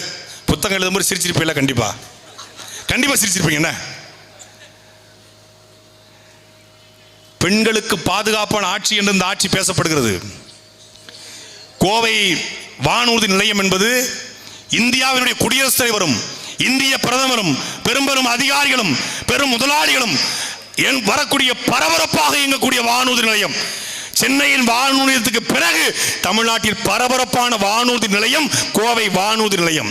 அந்த வானூர்தி நிலையத்திற்கு பின்னாடி தன்னுடைய காதலனோடு பேசிக்கொண்டிருந்த ஒரு பெண்ணை 3 பேர் போய் அடிச்சு காரை உடைச்சி அந்த பையனை இழுத்து போட்டு அந்த பெண்ணை கொண்டு போய் 4 மணி நேரம், இரவு கிட்டத்தட்ட 11:30 மணிலிருந்து காலையில் 5 மணி வரைக்கும் கிட்டத்தட்ட 5 மணி நேரம் பாலியல் வன்கொடுமை செய்கிறான். காவல்துறை தேடிக்கொண்டிருக்கிறதான் 100 பேர். அந்த பொண்ணை 3 பேர் சேர்ந்து பாலியல் வன்கொடுமை செய்வது தெற்கு பக்கம், போலீஸ் தேடுறது வடக்கு பக்கம். வாங்க கூட்டா போங்க எல்லாரும். எப்பேற்பட்ட காவல்துறை! இதே நீங்க ஒரு மீன் போடுங்க, ஸ்டாலினை பத்தி ஒரு மீம் போடுங்க, போலீஸ் வரும், பாம்பு போட்ட மாதிரி வரும், பரபரன்னு ஆம்புலன்ஸ் கொண்டு வந்துருவாங்க. யூடியூப்ல வீடியோ போடுங்க, பரபரப்பா இயங்குவாங்க. ஆனா 4 மணி நேரம் 5 மணி நேரம் கோவை தமிழ்நாட்டோட 2வது மாநகராட்சி, மெட்ரோ மாநகராட்சி, அப்படிப்பட்ட மாநகராட்சிகளை ஏர்போர்ட்டுக்கு பின்னாடி வச்சு பாலியல் வன்கொடுமை செய்யறான். பெரிய கொடுமை. அந்த பையன் 10:45 11 மணிக்கோ போன் பண்ணி 100க்கு கால் பண்ணி அலர்ட் பண்றான், போலீஸ சொல்றான். போலீஸும் போகுது, போயிட்டு பார்த்துட்டு வந்துருச்சு. அதுக்கப்புறம் அந்த பொண்ணா எந்திரிச்சு காலையில் வந்த பிறகுதான் அந்த பொண் இருந்த நிலையில் காப்பாற்றப்பட்டாள். இதுதானே இவருடைய சட்டம் ஒழுங்கு. இதுல என்ன பெரிய கொடுமைன்னா, அந்த இடத்துக்கு ஏண்டா அந்த 3 பேரும் போனான்னு விசாரிச்சு பார்த்தா 10 மணிக்கு டாஸ்மாக மூடிடுவாங்க. அந்த குறிப்பிட்ட பகுதியில் 24 மணி நேரமும் போலி மதுபான கடைகள், இல்லீகல் சரக்கு ஓட்டப்படும். இல்லீகலாக சரக்கு விற்கிறான். காவல்துறைக்கு தெரியாதா? இன்ஸ்பெக்டருக்கு தெரியாதா? டிஎஸ்பிக்கு தெரியாதா? கோவை மாநகர ஆணையருக்கு தெரியாது? எல்லாருக்கும் தெரியும். தெரிந்தே விற்கப்படுது. தெரிந்தே விற்கப்பட்ட அந்த சரக்கை வாங்கி அருந்த இந்த 3 அயோக்கிய நாயும் போறான். போன இடத்துல காருக்குள்ள அந்த பொண்ணும் பையனும் இருக்கா, உடைச்சு போட்டு அந்த பொண்ணை பாலியலாக துன்புறுத்துறான். இப்போ அந்த இடத்துல அந்த மதுபான விற்கப்படாமல் இருந்திருந்தால் இந்த 3 நாயும் அங்க போயிருக்குமானா போயிருக்காது. அந்த மதுபான கடையை அடிச்சு உடைச்சு தூக்கி குச்சுக்கா போட்ட ஒரே ஆள் எங்களுடைய சிங்கானூர் களத்தில் இருக்கிற உயிர் போட நிக்கணும். இப்போ என்ன, இப்போ எம்எல்ஏலாம் ஒன்றும் கிடையாது, செல்ஃபோன் தான், ஒரு ட்ரைபாடு, செல்ஃபி ஸ்டிக்கு வச்சுக்கிறது, இப்படி பிடிச்சிக்கிறது. இப்போ பார்த்தீங்கன்னா கைஸ், இப்போ நாங்கள் ஸ்கூலுக்கு வந்திருக்கோம் கைஸ், ஆய்வு பண்ண போகிறோம் கைஸ் அப்படின்னு எடுத்துறது. அது ஒரு ரீல்ஸு. இப்போ பார்த்தீங்கன்னா ஹாஸ்பிட்டலுக்கு வந்திருக்கோம் கைஸ். இப்போ ஹாஸ்பிட்டல் டாக்டர்ஸ் இப்போ என்ன பண்ணிட்டு இருக்கீங்க? அப்போ ஹாஸ்பிட்டல் டாக்டர் என்ன மாட்டுக்காக ஊசி போட்டுருப்பார், மனுஷன் தான் ஊசி போட்டுருப்பாரு. அவன் ஊசி போட்டுருக்கு நல்லா வாயில் போடுங்க. அப்புறம் நர்ஸ் எப்படி இருக்கீங்க, நல்லா இருக்கீங்களா, அவங்க அம்மாவை கேட்டால் சொல்லுங்கள். அது ஒரு ரீல்ஸு. அப்புறம் அப்படியே போகிறது. அப்புறம் இது ரேஷன் கடை, இங்கே தான் எல்லாமே அரிசி பருப்பு கொடுப்பாங்க. அப்புறம் அங்கே தான் சாணமாக வைப்பாங்க, அது ஒரு ரீல்ஸு. இது எம்எல்ஏ. தமிழ்நாடு முழுக்க எம்எல்ஏ, எம்பி, அமைச்சர், மாவட்ட ஆட்சியர்லாம் ஆய்வு பண்ணுறாங்களாம். தமிழ்நாடு முழுக்க நீங்கள் ஆய்வு பண்ணியிருந்தால், நேற்று திருவள்ளூர் மாவட்டம் திருத்தணியில கொண்டாபுரம் கிராமத்தில் பள்ளிக்கூடத்தினுடைய சுற்றுச்சுவர், கைப்பிடிச்சுவர் இடிந்து விழுந்து 7ஆம் வகுப்பு மாணவன் மோகித்துங்கிற மாணவன் மண்டை இருக்கு பாருங்க, மண்டை பிடுங்கி செத்து போனாங்க. எம்எல்ஏ வீட்டில், எம்பி வீட்டில், அமைச்சர் வீட்டில், அதிகாரி வீட்டு பிள்ளை செத்து போனா துடிப்பீங்கல்ல. இது ஒரு மரணம் இல்ல. இதே Tirunelveli chapter school 2021 December 17, 2025 December 17 Tiruttani, 2021 December 17 Tirunelveli டவுன்ல இருக்கக்கூடிய சாப்டர் பள்ளிக்கூடம், ஒரு அரசு aided school, government aided school. அந்த பள்ளிக்கூடத்தில் இதே போல கழிவறை சுற்றுச்சுவர் இடிஞ்சு விழுந்து 3 பேர் செத்து போனா. துறையூர் பக்கத்தில் சிங்களாந்தபுரம் அப்படிங்கிற கிராமத்தில் பள்ளி மேற்கூரை இடிஞ்சு விழுந்து 9 மாணவிகள் காயம். திண்டுக்கல் பக்கத்தில் மாநகராட்சி பள்ளியில் பள்ளி மேற்கூரை இடிஞ்சு விழுந்து 5 மாணவிகள் காயம். செங்கல்பட்டு அரசு மழலைகள் பள்ளி படிக்கக்கூடிய பள்ளிக்கூடத்தில் 5 வயது குழந்தைகள் இருக்கக்கூடிய இடத்துல பள்ளி மேற்கூரை இடிஞ்சு விழுந்து 5 மாணவிகள் காயம். பள்ளிக்கல்வி துறையில் 50 கோடி 40,000 கோடி என்று ஆண்டுக்கு பட்ஜெட்டை ஒதுக்கி கொள்ளையடிக்கிற கும்பல். ஒரு பள்ளிக்கூடத்தை கூட உங்களால ஒழுங்கா கட்ட முடியாதா? ஒரு பள்ளிக்கூடத்தை. கோவை சிறை கட்டப்பட்டது எவ்வளவு இப்ப தெரியுமில்ல? 1886. திருச்சி சிறை கட்டப்பட்டது 1882. பாளையங்கோட்டை சிறை கட்டப்பட்டது 1865. 140 வருஷம் ஆச்சுங்க. வெள்ளக்காரன் கட்டிய ஜெயிலு, குற்றவாளிகள் இருக்கக்கூடிய, கொலைகாரர் இருக்கக்கூடிய, அயோக்கியர்கள் இருக்கக்கூடிய சிறை கட்டப்பட்டு 140 வருஷமாச்சு. சின்ன விரிசல் கூட விழாமல் வெள்ளக்காரன் கட்டிய ஜெயில் நிக்குதுடா. நீங்க கட்டிய பள்ளிக்கூடம் இடிஞ்சு விடுது என்றால் அந்த வெள்ளக்காரனை விட மோசமான ஆட்சி இந்த திராவிட கொள்ளைக்காரன் ஆட்சி என்பதை என்னுடைய சிங்காளூர் மக்கள் புரிந்து கொள்ள வேண்டும். பாளையங்கோட்டை ஜெயில சுத்தி ஜெயிலுடைய கட்டணம் இருக்கு. அதுக்கு நடுவுல ஒரு டவர்னு ஒன்று உண்டு. தம்பி கார்த்திக் தெரிஞ்சிருக்கும், அவர் அடிக்கடி அங்கதான் போயிட்டு வருவாப்புல, புலருக்கெல்லாம் போயிருக்காப்புல. அந்த டவர்ல ஒரு சின்னதா ஒரு விரிசல், டவர்ல மட்டும், ஏன்னா அடிக்கடி இது பண்றதால டவர்ல மட்டும் சின்ன விரிசல் பயன்படுத்தலாம். இதான் விரிசல் விழுந்துருச்சு, பொருட்கள் வைக்க முடியல. டவர்ல தான் எல்லா கோப்புகளும் ஃபைலும் வைப்பாங்க. அப்போ என்ன பண்றாங்கன்னா, இது எப்போ 1860 கட்டப்பட்ட டவர்ல சின்ன விரிசல். அதுக்கு பக்கத்திலேயே நம்ம திராவிட மாடல், நம்முடைய நல்லாட்சி நாயகர், நம்முடைய உள்ளாட்சி நாயகர் ஐயா ஸ்டாலினுடைய ஆட்சியில ஒரு டவர் கட்டுறாங்க. அவங்க கட்டின டவர் 140 வருஷத்துல சின்ன விரிசல் விழுந்துச்சு. இவர் 2021 டவர் கட்டிருக்கான். அது ஏங்கன்லையா பட்டு தொலையணும். நான் போகும்போது அந்த டவர், இந்த டவர் இப்படி கட்டிருக்காம பைசா கோபுரம் மாதிரி நிக்குது. ஆஹா, என்ன பைசா கோபுரத்தை உள்ள கொண்டு வந்துட்டாங்களா புழலுக்கு ஜெயிலுக்கு பாளையம் கொண்டுக்கிட்டா? இல்ல, ஒரே ஒரு மலையில பேஸ்மெண்ட் தாங்க முடியாம சரிஞ்சிருச்சு. இப்ப என்ன, அதை பயன்படுத்த முடியாம பழைய டவரே பயன்படுத்திட்டு இருக்கோம். இது சத்தியம். அந்த வெள்ளக்காரன் கட்டின டவர்ல சின்ன விரிசல், இந்த கொள்ளக்காரன் கட்டின டவர் கீழே விழுந்துருச்சு. ஜெயில கூட ஊழல். இதுதான் எங்களுடைய ஆட்சி. ஒட்டுமொத்தமாக இந்த 4.5 வருட ஆட்சியில சொல்லிக்கும்படி ஒரு சாதனையும் செய்யாம மீண்டும் நாங்க 200 இலக்கு 200 வந்து என்ன செய்ய போறீங்க? 1952 இருந்து 2021 வரைக்கும் 5 லட்சம் கோடி கடன். இந்த 4.5 வருஷத்துல 4 லட்சம் கோடி கடன் என்றால் மொத்தமாக 9 லட்சம் கோடி கடனை வாங்கி வச்சுட்டு என்ன பண்ண போறீங்க? அப்ப இதற்கு யார் மாற்று? அதிமுக மாற்றா? அதிமுக வந்து அதே என்ன 30% கமிஷன், அது என்னன்னா இவங்க கொஞ்சம் மிரட்டி வாங்குவாங்க, அவங்க கொஞ்சம் வாயிலா பூச்சி மாதிரி, நீ கொடுக்கறத கொடுங்கண்ணா, ஒன்றும் பிரச்சனை இல்லைங்கண்ணா, கொடுக்கறத கொடுங்க அப்படின்னு ஒரு 20% வாங்கிக்குவாங்க. 30-20 குறையும். அதே திருட்டு, அதே இருட்டு, அதே ஆத்துமலை கொள்ள, அதே கனிமலை கொள்ள. ஏன்னா அது ஏற்கனவே கொள்ளையடிச்சு பழக்கப்பட்ட கட்சி. பசியோடு இருக்காங்க அதிமுக காரங்க. போறான் வந்தோடனே தூக்கிடுவோம், வந்தோடனே அள்ளிடுவோம், பூரா பசியில் இருக்கு. இவங்க 10 வருஷம் இந்த கைதி படத்தில் இருக்கிற கார்த்தி மாதிரி இருந்தாங்க. வந்த உடனே பிரியாணி அள்ளி அள்ளி அள்ளி போட்டாங்க. நான் சொன்னேன், டேய் திமுக 10 வருஷமா கைதி படத்தை வர கார்த்தி மாதிரி இருக்கிறான், அவன் 10 வருஷம் ஜெயிலிருந்து வந்தாப்புல, இவங்க 10 வருஷம் ஆட்சியில வர்றான், இவன் கையில ஆட்சி போச்சு, பிரியாணிக்கு கிடைச்ச நிலைமை தான் இந்த தமிழ்நாட்டுக்குன்னு சொன்னா எவனும் கேட்கல. இப்போ திமுக அதிமுக அதே மாதிரி கையெல்லாம் அரிக்குதே, கமிஷன் வாங்கி பழக்கப்பட்ட கை அரிக்குதே, ஐயோ ஒன்றும் பண்ண முடியலையே அப்படின்னு கை அரிச்சிட்டு இருக்காங்க. இந்த கை அரிக்குதுன்னா இன்னொன்னு வருது. இது ரெண்டுமே ஊழல் கட்சின்னு எல்லாருக்கும் தெரியும். இதாவது வந்து ஊழல் கட்சி, இன்னொன்னு வரும்போதே நாங்க ஊழல் வேணான்னு சொல்லல, யாரையும் கொல்லாம ஊழல் பண்ணுங்கன்னு சொல்றோம். அது எப்படி யாரையும் கொல்லாம ஊழல் பண்றது? யாரையும் கொல்லாம ஊழல் பண்ணுங்க. பிளாக் டிக்கெட் வித்து அந்த காசுல வளர்ந்த ஒருவன் இந்த நாட்டு மக்களுக்கு நல்லது பண்ணுவான் அப்படின்னு எப்படியா நினைக்க முடியும்? லாட்டரி சீட்டு வித்த காசுல 3000 கோடிய மாமனாட்டு ஆட்டையை போட்டு வந்த ஒருத்தரை வைத்துக் கொண்டு இந்த நாட்டுல நல்லாட்சியை தருவோம், நாங்க மாற்றம் கொண்டு வருவோம் அப்படின்னு பேசுறது எவ்வளவு பெரிய வேடிக்கை. ஊருக்கு ஒரு டயலாக் வச்சுக்கிறது. கரூர்னா பசுவிஸ்வரர் கோயில் தான், புதுச்சேரினா வெளியூர் மாதா தான், திருச்சினா காவிரி தான் அப்படிங்கிறது. இப்போ நாளைக்குள்ள ஸ்கிரிப்ட் இன்னைக்கே போட்டாங்க.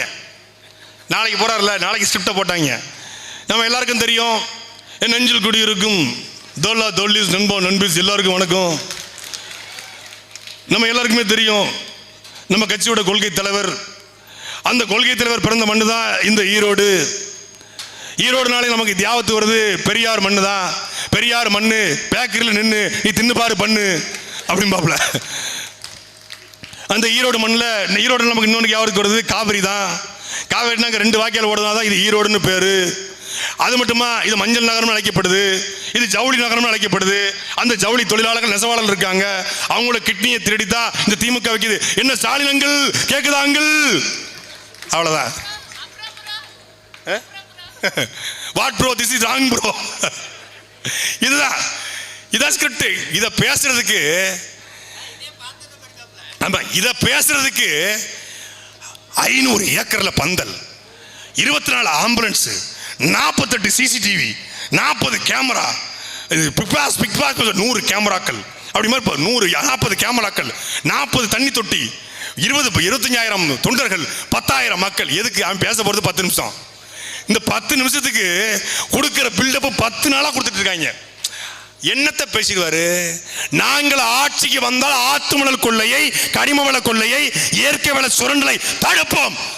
மரியாதைக்குரிய விஜய் பேசுவாரா? பக்காமாஸ் தலைவர் பேசுவாரா? நான் ஆட்சிக்கு வர்றேன், ஊழலை ஒழிப்பேன், ஊழல் செய்த அமைச்சர்களை கைது செய்வேன், ஊழல் செய்த ஸ்டாலினை, உதயநிதி ஸ்டாலினை கைது செய்வேன். உனக்கு ஆண்மை இருந்தா, தெம்பு இருந்தா, துணிச்சல் இருந்தா, உன் உடம்புல ஓடுது தமிழ் ரத்தமா இருந்தா நீ பேசு பாப்போம், பேசு. ஸ்டாலின் அங்கிள் கேக்குதா அங்கிள்? இது இல்லப்பா அரசியல். இப்ப ஸ்டாலின் அங்கிள் சொல்றவரு அன்னைக்கு தலைவா படத்துல டைம் டு லீடுன்னு போட்டாரு. டைம் டு லீடுன்னு போட்டதுக்கு அந்த அம்மா, ஏய் come to hear, come here, hello hello hello செல்லக்குட்டி இங்கே வாங்க அப்படின்னு கொடநாடு. அம்மா எங்கம்மா வரணும்? போயஸுக்கு இல்லை, கொடநாட்டுக்கு வா. 400 கிலோமீட்டர்ஸ் பேக் பெயின் தான். வாடா கேட்டுக்கல வா. கேட்டுக்கல கூட்டு போய் காலையில் 6 மணிலேருந்து காத்திருக்காங்க. இப்போ ஸ்டாலின் அங்கிள் அப்போ இப்படி கையை கட்டி நின்ட்டாப்ல. அந்த அம்மா உண்மையிலே அந்த அம்மாவை பாராட்டணுங்க. அது உண்மையிலே ஒரு அயன் லேடி, ஒரு போல்டு லேடி. இந்த பையனை கையாளதுக்கு அந்த அம்மாவால் மட்டும்தான் சரியா முடிஞ்சு. ஏன்னா இவனுக்கு இதான் ட்ரீட்மெண்ட் தெரிஞ்சு. 6 மணிலேருந்து சாயந்தரம் 6 மணி வரைக்கும் பார்க்கவே இல்லை. அந்த குளிரில் ஃப்ரீஸ் ஆகி, ஐயோ மண்டை மேலே மண்டை முளைக்க பேதியில் போவ அப்படின்னு நின்றுருக்காங்க. 6 மணிக்கு வண்டி எடுத்து வருது, உள்ளேருந்து கார் வருது. வந்து 1.5 கிலோமீட்டர் அந்த அம்மா கார் நிற்கவே இல்லை, அப்படியே போயிருக்கு. பின்னாடியே வந்திருக்காங்க. ஒரு சாலை ஓரமாக நிப்பாட்டு, என்னப்பா உன் பிரச்சனை? இல்லைம்மா அந்த தலைவா படத்துக்கு நம்ம ஆட்கள். சரி போன்னு சொல்றதுக்கு 12 மணி நேரம் காத்திருக்கான்.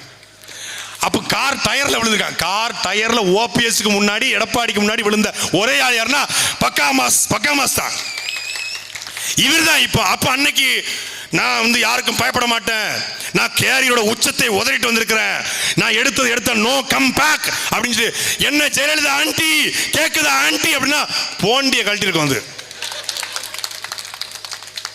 அன்னைக்கு போட்டுக்கு இந்த அம்மா அவருடைய ஆட்சிக்காக நான் அணிலா பாடுபடுவோம்மா அன்னைக்கு.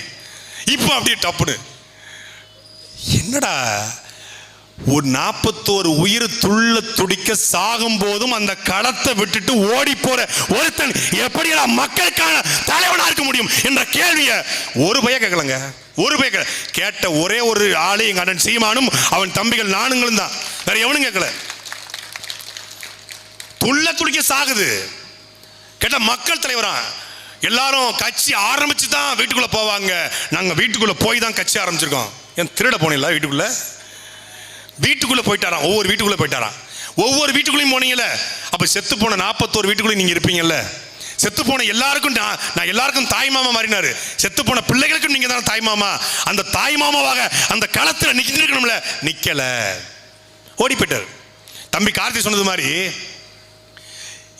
இறந்து போனவர்களை ரெசார்ட்டுக்கு கூப்பிட்டு வச்சு நலம் விசாரித்த, அவருக்கு அனுதாபம் சொன்ன ஒரே ஒரு ஆளு உலகத்துல நம்ம பக்காமாஸ் கட்சியினுடைய தலைவர் தான். உலகத்திலேயே. நான் ரொம்ப சங்கடப்படுறேன். சரி என்ன செய்யணுங்க? கொஞ்சம் வந்துட்டு போங்க. என்ன செய்யணும்? என்னை கட்டி பிடிச்சி அழுங்க. என் கண்ணீரால் அந்த தாய் காலை கழுவணும். கட்டி பிடிச்சி கதறணும் அப்படிங்கிற மாதிரி ரெசார்ட் கூப்பிட்டு 41 பேர் காலையும் மாறி மாறி விழுந்திருக்காப்புல. இந்த சின்ன கவுண்டர் படத்து கிளைமாக்ஸில் வில்ல விழுவாப்புல, என்னை மன்னிச்சுக்கிடுங்க மாதிரி எல்லாரும் காலையும் விழுந்திருக்காப்புல. இதை மொத்தமாக கரூருக்கு வந்து இந்த 41 பேர் உயிரிழப்புக்கு நான் பொறுப்பேற்கிறேன். இனிமேல் என் கூட்டத்தில் கர்ப்பிணி பெண்கள், குழந்தைகள், பெண்கள் வராதீங்க. என் கூட்டத்துக்கு வருகிற ஒரு உயிர் போனாலும் என் உயிர் போனது மாதிரி என்று பேசியிருந்தா நீ ஆம்பளை. படத்துல பஞ்ச் பேசுறது. நான் ஒரு தடவை முடிவெடுத்துட்டா என் பேச்ச நானே கேட்க மாட்டேன். படத்துல வந்து பாத்தீங்கன்னா சரி இல்ல ஊருக்குள்ள பொறக்க வேணும் பேரப்புள்ள. படத்துல நிஜத்துல அதே மாதிரி ஒரு பகுதியில் பிறந்து ஒரு குறிப்பிட்ட சமூகத்தில் பிறந்தால் என்பதற்காக வெட்டி கொள்ளப்பட்ட கவின் ஆணவ பொருளுக்கு ஒரு கருத்தும் இல்லை. மதச்சார்பற்ற சமூக நீதி, அம்பேத்கர் கொள்கை தலைவர், சாதி ஒழிப்பு எல்லாம் பேசுவாரு. தீப்பந்தம் எடுத்து தீண்டாமை கொளுத்து அதுதானே கருத்து. படத்துல அப்படி ஆட்டுறது. படத்துல நேசத்துல கருத்து இல்ல. கேட்டா கருத்து இல்லைங்கிறது அவருடைய கருத்துட்டாங்க. கொள்கை என்ன? கொள்கை இல்லைங்கிறது அவருடைய கொள்கை. இப்போ மற்ற கட்சியில கொள்கையை கேட்டா கொள்கையை சொல்லுவான். இவன் கொள்கை என்னன்னு கேட்டா கொள்கைன்னா என்னங்கிறான். கொள்கை இருக்கட்டுங்க, கொள்கைன்னா என்னங்க அதை சொல்லுங்க முதல்ல. கொள்கைன்னா என்னன்னு தெரியாதா? அதெல்லாம் தெரியாதுங்க. கருப்பா குட்டையா சுருட்டு முடிச்சா தெரியுமா? தெரியாதுங்க. அது மாதிரி தெரியாதுன்ட்டான். இவனை வச்சுக்கிட்டு நம்ம என்ன பண்றது? அவருக்கு கூட்டம் கூடுது, மாஸ் வருது. அதனால நாம் தமிழ்ச்சி பேசுறேன். நீ மாசுன்னு பேசல, நீ அரசியல் தூசு, சோசியல் டஸ்ட், அரசியல் குப்பை. அந்த குப்பையை கூட்ட வேண்டியது தமிழ் தேசிய நெருப்பின் கடமை. அதனால் கூட்டுகிறோம். இழந்து வருகிற தமிழ் தேசியத்தை, இழந்து வருகிற இளைஞர்களின் எழுச்சியை மட்டுப்படுத்தக்கூடிய ஒரு கேடுகட்ட கூமுட்டை கூட்டம் இந்த தாவேகா கூட்டம் என்பதால் அதை அடித்து விரட்ட வேண்டிய தேவை இருக்கு. இல்லைன்னா நாங்கள் என்ன சினிமாவில் நடித்தோமா? நானோ இடுமானம் கார்த்தியோ எங்கள் அக்கா கார்த்திகாவோ சினிமாவில் நடித்தோமா? சீமானந்தன் ஒரு 2009 காலகட்டத்தில் பேச ஆரம்பித்தார். இளைஞர்களுடைய நம்பிக்கையாக வந்தார். நாங்களாம் யாரு? சாதாரண கிராமத்தில் பிறந்தோம், பேருந்து வசதியா கிராமத்தில் பிறந்தோம். ஆனால் நாங்கள் பேசுகிறோம் என்று தெரிந்தும் சௌரிபாளையத்தில் இத்தனை ஆயிரம் மக்கள் கூட முடியும் என்றால் கோட்டர் கோழி பிரியாணி கொடுக்காம சௌரிபாளையத்தில் ஒரு அலுவலக நாள்ல, ஒரு வேலை நாள்ல இவ்வளவு பேர் கூட்டுவதை எவனாவது கூட்ட முடியுமா? அதிமுக, திமுக, தாவேகா கூட்ட சொல்லி பார்ப்போம். வாய்ப்பே இல்லை. அவர்கள் பக்கம் நிற்கிற இளைஞர்கள் ரசிக கூட்டம், நாம் தமிழர் கட்சியின் பக்கம் நிற்கிற இளைஞர்கள் கொள்கை கூட்டம், தமிழ் தேசிய கூட்டம். இந்த நிலத்தில் ஏதாவது ஒரு மாற்றம் நிகழ்ந்துராதா? இந்த இன மொழி ஒரு ஏற்றம் அடைஞ்சிராதா? இந்த திராவிட கொள்ளையாட்சி ஒரு முடிவுக்கு வந்துராதா? தமிழ் தேசியம் மீண்டும் வந்துராதா? எங்கள் தலைவன், உலக தலைவன், 24 நாடு வைத்து சண்டையிட்ட என்னுடைய கட்டிய மனைவியும் பெற்றெடுத்த பிள்ளைகளையும் களத்திலே பறி கொடுத்த எங்கள் தலைவன் மேதகவி பிரபாகரன் கண்ட ஒரு கனவு ஆட்சி இந்த நிலத்திலே வந்துராதா என்கிற கனவு காண்கிற இளைஞர்கள். கலிய பெருமாளும் தமிழரசனும் வீரப்பனாரும் ஏங்கி தவித்த ஆட்சி வந்துராதா? எங்கள் ஐயா வாழும் தமிழரசனாக வாழக்கூடிய எங்கள் ஐயா மணியரசன் கனவு கண்ட ஒரு தமிழ் தேசியம் பிறந்து விடாதா என்ற கனவு காண்கிற இளைஞர்கள். மொழியை முன்னிறுத்தி, இனத்தை முன்னிறுத்தி, தமிழர் பண்பாட்டை முன்னிறுத்தி, தற்சார்பு பொருளாதார கொள்கையை முன்னிறுத்தி வாழும் உரிமை எவருக்கும் உண்டு, ஆளும் உரிமை மான தமிழர் எமக்கே உண்டு என்ற லட்சிய முழக்கத்தை முன்வைப்பதால் நிற்கிற கூட்டம். வந்தவரை எல்லாம் வாழ வைப்போம், இனி எம் சொந்தவரை மட்டுமே ஆள வைப்போம் என்ற முழக்கத்திற்காக நிற்கிற கூட்டம் இந்த கூட்டம். என்ன முதல் நாள் முதல் காட்சிக்கு போறோம்னா எல்லாரும் விஜய் படத்தை பார்ப்பான். ஏன் நானும் தான் பார்ப்பேன். ஜனநாயகம் வந்தால் முதல் நாள் முதல் காட்சி பார்ப்பேன், ரசிப்பேன், அப்புறம் வீடியோ போட்டு திட்டுவேன். அது வேற வாய், அது வேற, அது வழி வேற டிபார்ட்மெண்ட். படம் பார்ப்போம். படம் என்பது வேறு, அரசியல் என்பது வேறு. திரைப்படத்தில் 100 பேரை காப்பாற்றுவார். மெர்சல் படத்தில் பார்த்தீங்கன்னா ஒரு கோவில் தீப்பிடிச்சு எரியும், சங்கிலி கருப்பே அப்படிம்பாப்புல, எவ்வளோ பெரிய தண்ணிட்டாங்க சரிச்சிருவாப்புல, போல்டு நட்டுலாம் தெரிக்கும், நமக்கு அப்படியே முறுக்கிறோம், நாக்கு பூச்சி அப்படியே கிளம்பும், அப்படியே கிளம்பி இங்கே வரும், அப்படியே அப்படி கிள்ளி படத்தில் அப்படி அப்படி இப்படி விரல சொடுக்கணும். ஒன்று வந்துட்டான்டா களத்துக்கு வந்தா முடிச்சிடுவான்டா. இப்போ 7 வரையும் இப்படி இப்படி சாய்ப்பான் பாடுறா எங்கள் வேலு. அங்கே வேலு சாய்ப்பான், இங்கே வேலு கரூரில் ஓடுவான், எடுத்தே மாதிரி ஓட்டம். ஆச்சு பூச்சி சந்தன போட்டாச்சு இருளாண்டி மோர் எங்க எடுத்தேன் பாரு, இங்க இருந்து ஓடுறாங்க. எனக்கு அவன் கில்லி படத்துல ஓடி பிராக்டிஸ் பண்ணிட்டாப்ல. அங்க முக்காடு இருக்கும், இங்க முக்காடு இல்லை. ஏர்போர்ட்டுக்கு ஓடி ஆச்சு பூச்சி ஆச்சு பூச்சி, அங்க ஆச்சு பூச்சி, இங்க வந்து ஆச்சு பூச்சி முடிஞ்சு மொத்தமா முடிச்சிட்டாங்க. 4 நாள் வெளியே வரல பிள்ளை 4 நாள் வெளியே வரல. எங்க ஊர்ல பாத்தீங்கன்னா 12 மணிக்கு சுடுகாட்டுக்கு போனாங்கன்னா பயந்துட்டு பேய் வந்துருமோங்கிற பயத்திலே காய்ச்சல் வந்துடும். பேய் வந்துற பயத்துல காய்ச்சல் வந்துடும். அப்ப பேய்னாலதான் காய்ச்சல் வந்துருச்சு நினைச்சிருவான். ஆனா அதனால வரல, இவன் பயத்துல காய்ச்சல் வந்திருக்கும். முக்காடை போட்டு உட்காந்துருவாங்க. 12 மணியா, இனி 8 மணிக்கு மேலே வெளியே போக மாட்டாரு. அதே மாதிரி சுடுகாட்டை பார்த்து பயப்படுகிற சின்ன பிள்ளை போல இந்த 41 பேர் மரணத்தை பார்த்து என்ன தெரியுமா நினைச்சுக்க விஜய், உங்களுக்கு தெரியுமா சத்தியம் இது.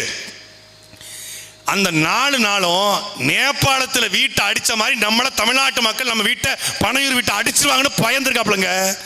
பயந்து வீடியோ போடல.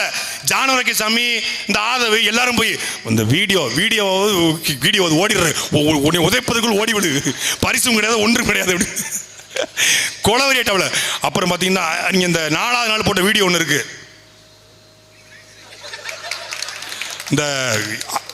இந்த ஃபைனல் இயர் இந்த லீவ் இருக்கு பாருங்க, ஏப்ரல் மாதம் லீவ் முடிஞ்சு ஜூன் 1ஆம் தேதி ஸ்கூல் திறந்த உடனே எல்கேஜி பிள்ளை ஸ்கூலுக்கு போகும்ல, நீங்க ஸ்கூலுக்கு போகணுமா போக வேண்டாம்னு பயத்தில் நிற்கும். டீச்சர் மிஸ் அடிப்பாங்க. அந்த மாதிரி இப்படி இருக்காப்புல. ஸ்டாலின் அங்கிள், உங்களுக்கு ஏதாவது என்னை மிரட்டணும்னா அதை கூட செத்தவங்கையில் வெத்தலை பாக்கு கொடுத்த மாதிரி சொல்கிறாங்க, நீங்கள் என்ன ஏதாவது பண்ணுங்க, என் கட்சிக்காரங்க விட்டுருங்க இப்படியா. நாம் கூப்பிட்டு ஸ்டாலின் சார், நீங்கள் ஏதாவது பண்ணணும்னா எங்கள் அண்ணன் சீமானை பண்ணுங்க, எங்களை விட்டுருங்க அப்படின்னு சொல்லுவா. நீ முடிஞ்சா நீ தொட்டு பாரா அப்படி சொல்றது ஆண்மை. அப்படி சொல்றது ஆண்மை. லைட்டா தலையை மட்டும் சரிச்சுக்கிறது. இந்த படம் இருக்கு பாருங்க, கத்தி படம், இன்ட்ரோல் பிளாக்ல ஐ எம் வெயிட்டிங். அது மாதிரியே I am waiting CM sir, I am waiting. நான் ஆஃபீஸில் இருப்பேன், இல்லை அலுவலகத்தில் இருப்பேன். அப்போ மக்கள் போராட்ட காலத்தில் நீ எப்போதும் நிற்க மாட்டேன். சரி, ஒன்று அலுவலகத்தில் இருப்பேன், இல்லை வீட்டில் இருப்பேன். வீடு எங்கே இருக்கு? அலுவலகத்துக்கு கீழே இருக்கு, அலுவலகம் இருக்கு வீட்டுக்கு மேலே இருக்கு. எப்பா உண்மையிலே சொல்றேன், எல்லாரும் சொல்றாங்க தாவேக்காவை திட்டமிட்டு திட்டாங்க.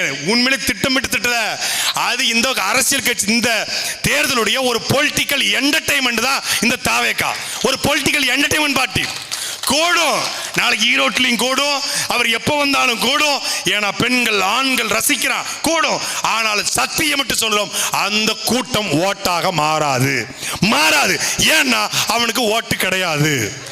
அந்த ஓட்டு எஸ்ஐஆர்ல பாதி போயிருச்சு. இப்போ எஸ்ஐஆர்ல நாம் தமிழ்ச்சி பயப்படுச்சு.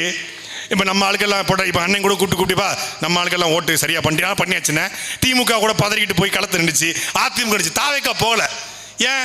அவன் எவனுக்கு போய் தான் 17 வயசு ஆவலையே, அவன் ஏன் போகணும்? அவன் போகல. அதுல 1-2 முத்தின பீஸ் இருக்கு. அவர்கள் யாரு? விஜயினுடைய முதல் நாள் முதல் காட்சிக்கு சூரட்டி ஒட்டி பதாக வச்சு பாலாபிஷம் பண்ணி அதுல மாவட்ட செயலராகி அதுல எம்எல்ஏ கேண்டிடேட் நிற்கிறேன். நானோ தம்பி இடுமானம் கார்த்திகோ, எங்களுடைய நேருவோ, எங்களக்கள் கலாமணி ஜெகநாதனோ, எங்களுடைய கார்த்திகாவோ, எங்கள் நாம் தமிழ் கட்சியிற்குரிய எங்களுடைய அண்ணன் பெஞ்சமினோ, நாங்கள் யாரும் சீமானுக்கு சுவரொட்டி ஒட்டி அவருடைய படத்திற்கு சுவரொட்டி ஒட்டி வந்தவன் அல்ல. சீமான் என் மீனவனை அடித்தால் சிங்கள மாணவனை அடிப்பேன் என்று சொன்னதற்காக சிறைக்கு போனார். என் தலைவன் பிரபாகரன் என்று சொன்னதற்காக சிறைக்கு போனார். அப்படி சிறைக்கு போகும்பொழுது யார் இந்த சீமான்? எதற்காக சிறைப்படுத்தப்படுகிறார்? ஏன் தொடர்ச்சியாக இவரை கைது செய்கிறார்கள் என்று தமிழ் பட்டு கொண்டு நாங்கள் பார்த்து அவருடைய கரத்தை பிடித்து நாங்கள் தமிழ் தேசிய களத்தில் வந்தமே ஒழிய, சீமான் பெரிய நடிகர், பெரிய இயக்குனர், அவர் படத்துக்கு நோட்டீஸ் ஓட்டுனா அவர் கட்சியில் போயிடலாம் என்பதற்காக நாங்கள் வரவில்லை. அப்படி வளர்ந்த கட்சியும் நாம் தமிழ் கட்சி இல்லை. அவர் சினிமா என்பது அவருக்கு ஒரு தொழில்.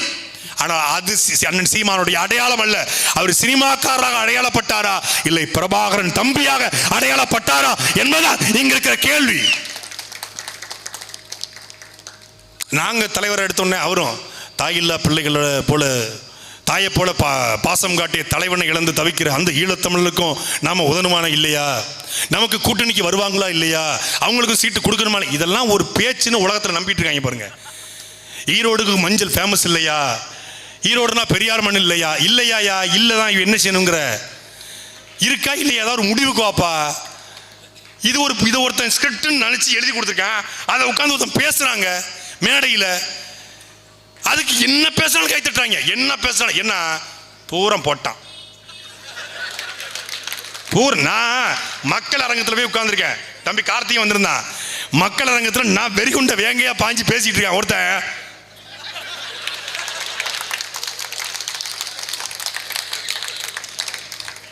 சாட்ட ஏன் யாரா என்னடா அவன். அதுக்கப்புறம் கிறுகிறுன்னு மாறுறான். அணில் 2.0 மாறுது மண்டைக்குள்ள. அதை போட்ட உடனே அவனுக்கு தற்கொலை நோட்டு அப்புறம் கோவம் வந்துருச்சு. யாரப்பா தற்கொலைங்க, யாரப்பா? ஆமாடா நாங்கள் தற்கொலை தான்டா. அப்படிடே நான் எங்கடா உங்களை தற்கொலைன்னு? உங்க தலைவர் தான் சொல்றாரு தற்கொலைன்னு. ஏன் தற்கொலை? நாம் வச்சு கூட்டம் நடக்குது. காவல்துறை அதிகாரி வாங்க, எல்லாருடைய வாயிலையும் அந்த ஊதுகுழலை வச்சு செக் பண்ணுங்க. ஒருத்த மது அருந்திருந்தா இந்த கூட்டத்தை இப்படி நாங்க முடிச்சிடறோம்.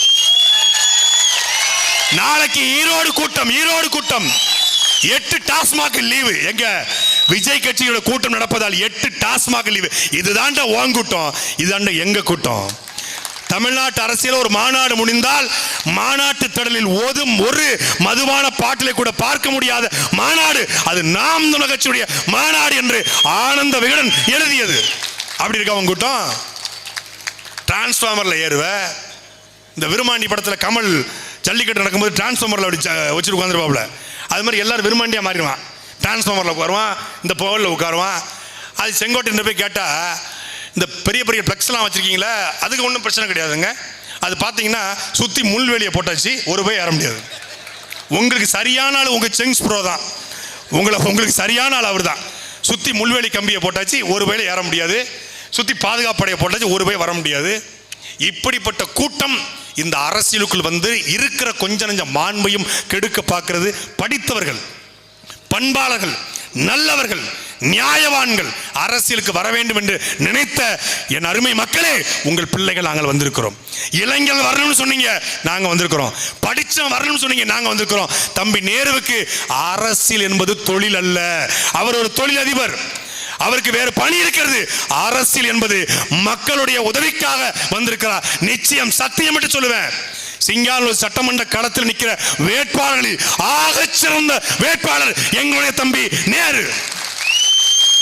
அவருடைய கருத்தியலுக்கு பக்கத்தில் எவனும் நிற்க முடியாது.